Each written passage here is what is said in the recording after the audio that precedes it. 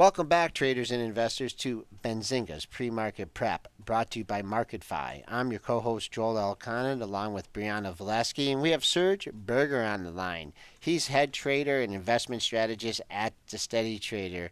Well, Serge, if we go back 1 week, we had you on a few minutes before the open, and the world was crumbling.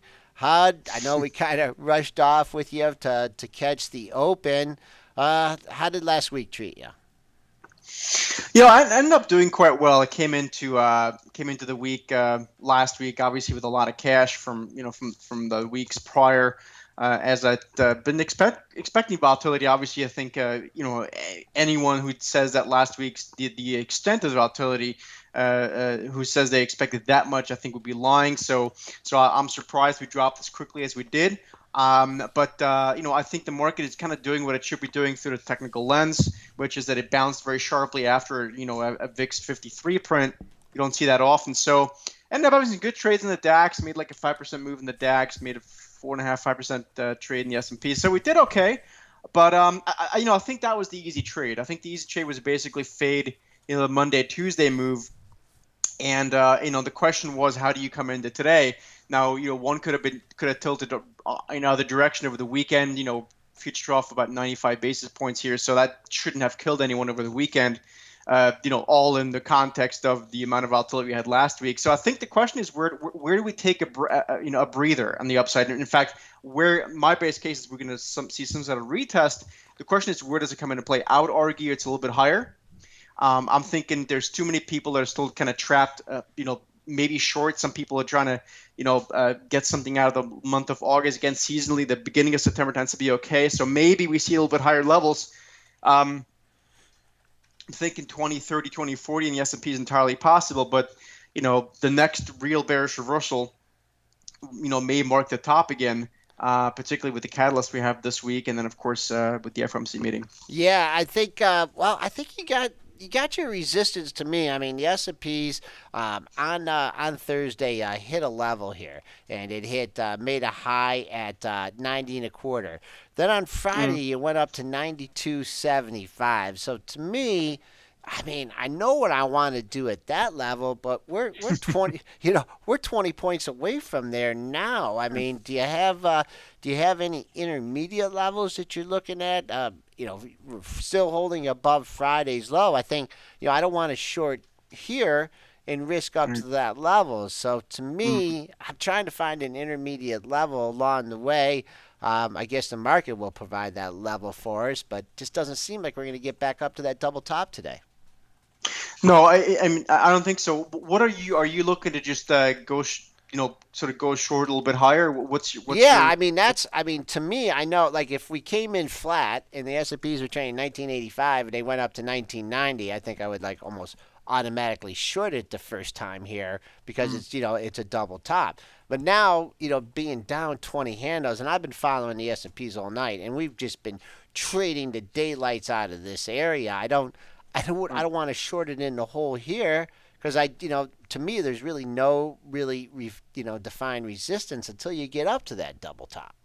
Yeah. No, I agree, and I think more to the intermediate term. So I'm a big guy in confluence, resistance, and support areas, and we've talked about this many times. So when you have multiple things layering up together, whether it's a technical thing, well, they're mostly technical, but sometimes they line up with other important areas on, say, important sectors like the financial or the energy sectors.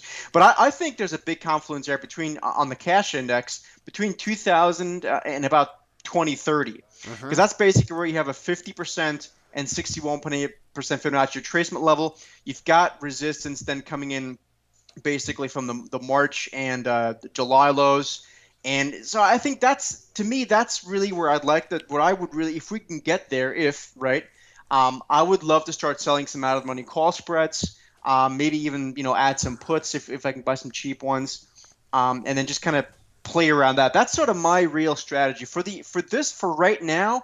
I actually am fairly constructive that if we can hold Friday's lows, I wouldn't be against trying to put players in the upside a little bit. It just, I think the risk reward there is equally decent just on a shorter time horizon. But I don't really want to do that until I see us sort of be able to hold marginally maybe above Friday's highs if we get there, right? Right. Scott Ruther, our previous guest. So I mean, we traded down to 1959 and a quarter in the Yeah. pre-market, but now been holding steadily above that. And he mentioned Friday's low in the S&Ps, Yep. as a parameter too.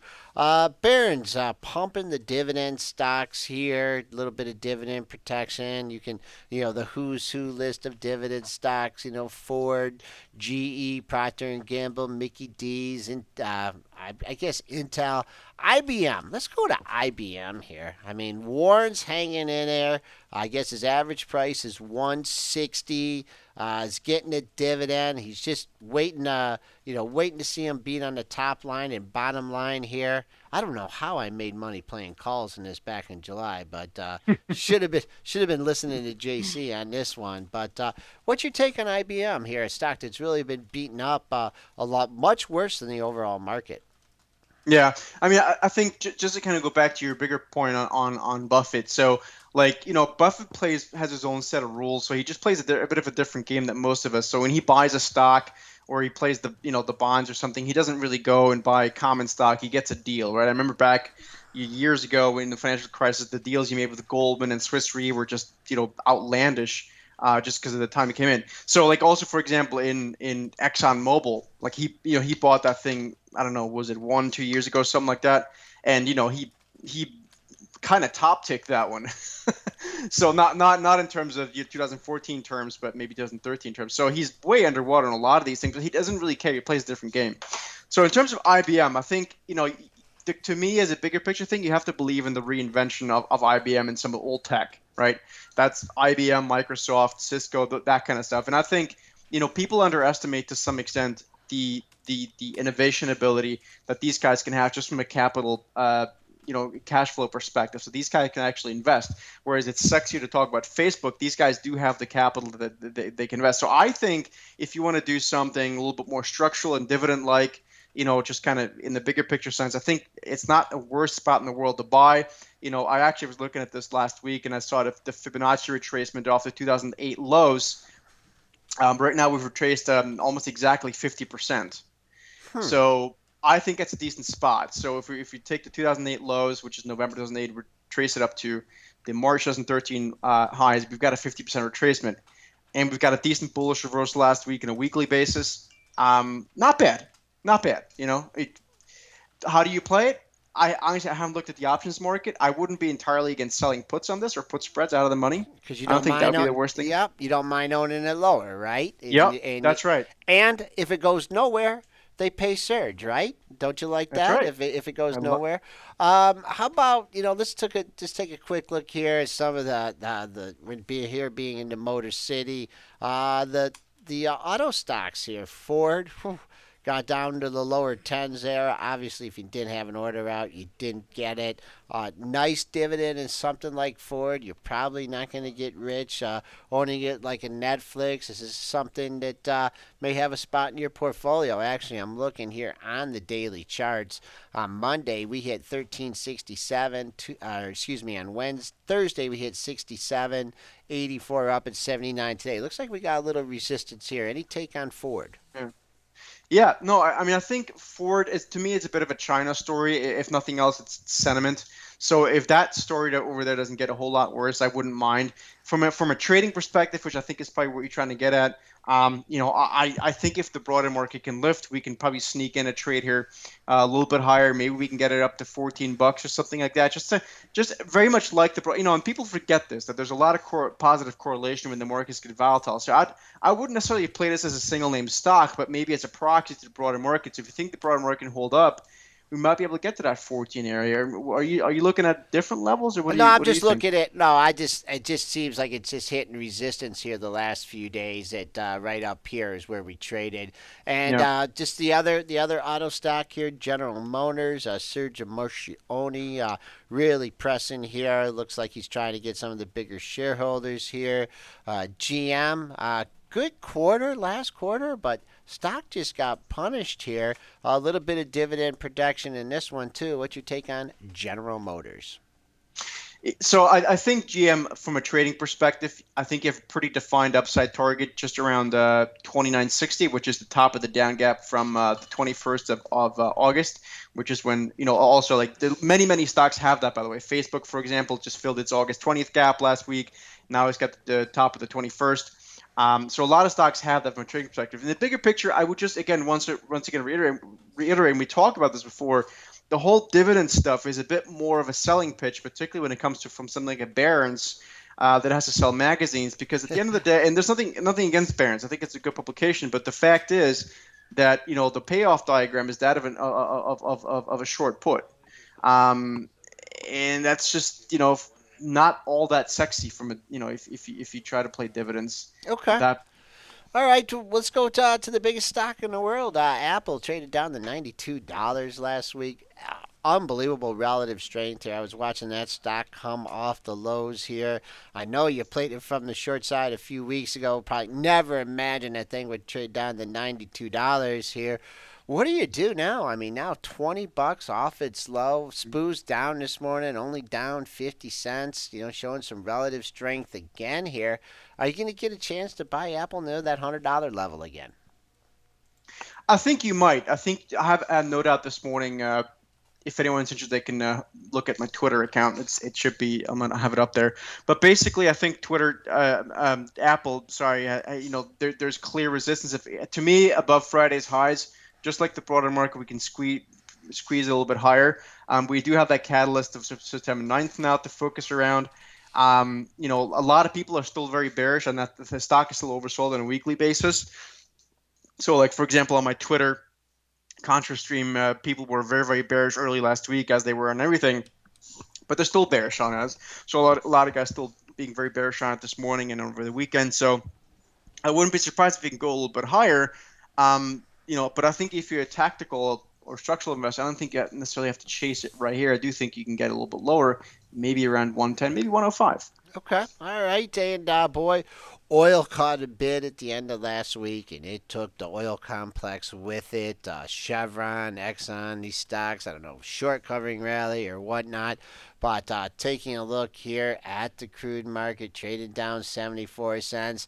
The way I was looking at this thing last week, and I just, even a blind squirrel can find acorn every once in a while, just the way they pressed it under 40, they took it down to 37.75, and then the lows started to creep up, and I was thinking, man, maybe they'll just squeeze all those people that are short at 40 and get those buy stops. And it was a pretty cheap way to play it through the USO. I think that when I looked at it, the USO calls were trading basically at par. The 1250 calls were trading for like 35 cents, and the stock was trading like 1285, 1290. And I'm Mm-hmm. like, okay, but now, now you hit 45.27 in today's session. That's shy of Friday's high at 45.90 here. What do you have to sit back here? I mean, what did we have from 37 to 75? We had an 8-point move, 4 points of that. You wait for oil come down 41 and a half, 42 before you step in on the long side. I think so. I don't think you have to chase it higher, but you do have to keep in mind there's two big dollar catalysts out there. We got Friday's August jobs report, and then of course the FOMC meeting, and so oil is going to remain very much inversely correlated to some extent to the dollar through a multi-week lens, probably maybe multi-month lens. So I think you can do something here, but you just really have to be mindful of those of the dollar, because the dollar is the world's biggest asset class. It's going to matter whatever the dollar does. Will definitely weigh on or lift crude depending on which direction it goes. So I think on a weekly chart is really though what got me to sit up and take notice over the weekend. A lot of these things. I mean, you can look at the weekly what you call an engulfing bullish engulfing candle.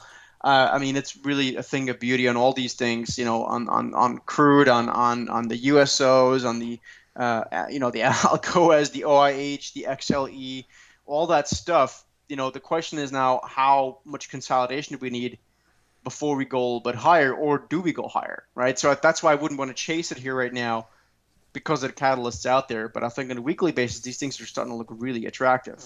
Yeah, you just made a great point there, and I don't think any of our other guests really brought it up. But we do have the jobs number on Friday, and that's followed by a 3-day weekend. And we all know some really weird things happened on 3-day weekends here. So if the Mhm. table is set for a little, I mean, anything would be a quieter week than last week. Just looking at what do we've had? It's just think, Serge. So far, we've had a 5-point range in the S&Ps, and we're 6 minutes into the show. Whereas last Monday, we were trading in 5 and 10 point increments in the handles. So, time for the option sellers just to bring in that premium and get ready for the jobs number on Friday. And I guess that will lead me to my question. On the Fed here, and mixed signals. I mean, we did have some decent looking GDP numbers, and consumer confidence was extreme. I don't know how confidence consumers now after last week's trading action, but what's your take on the Fed? Well, and I followed the Jackson Hole symposium quite closely. The comments there, I think, and I to me, it seems like Fisher's kind of tipped the hand. Just also the Fed fund futures looking a little bit more, the pricing a little bit more of a probability to see a bit of a 25 basis points move in rates at the next meeting. But do I want to make a bet along so that it's the biggest trade out there this year. It's been what's been handicapping U.S. equities, bonds, pretty much everything, right? And I don't really want to make a trade ahead of that, Mm-hmm. or gambling on a specific outcome there. I'd Yep. prefer to kind of just play it short. It's such a big thing. And my base case would be, let's say they raise rates by 25 basis points or whatever they might do. They're not really doing it because they think the economy is so amazing right now. They're doing it because they're scared that inflation at some point is going to run away, even though there's absolutely no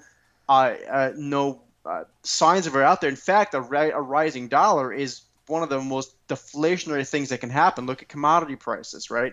There's so many things. So I think that's my base case is that if they do make a move, whatever the first move will be in risk assets, we'll see a very sharp opposite move in at least some of the asset classes, particularly maybe the dollar, and I assume equities as well.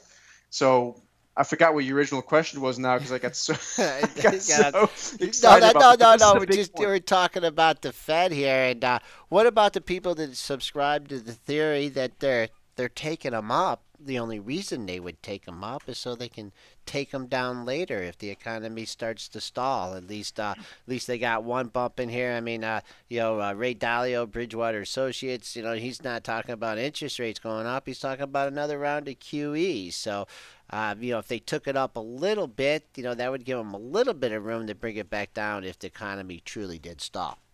Uh, No, I listen. I agree, and I think it's always worth noting what some of the big guys and the really smart guys are saying, like Dalio and what's the guy in California? It's Oh, just these guys have pretty good insight into this stuff. So I tend to agree with that. I wouldn't want to go against it, but then again, honestly, I wouldn't want to bet for it either. It's just too big of a bet all year, mm-hmm. or we've been dancing around this all year, and it's just we're all waiting for something to happen now. Yeah, I mean, don't put all your eggs in one basket, that's for sure. Serge Berger, head trader and investment strategist at the Steady Trader, joining us 1 week after the mini flash crash, I guess is what we're calling it now. Serge, thanks a lot. I guess we're going to miss you next Monday, so have a good Labor Day, and I guess we'll be speaking to you in a couple weeks. Sounds great. Thanks, guys.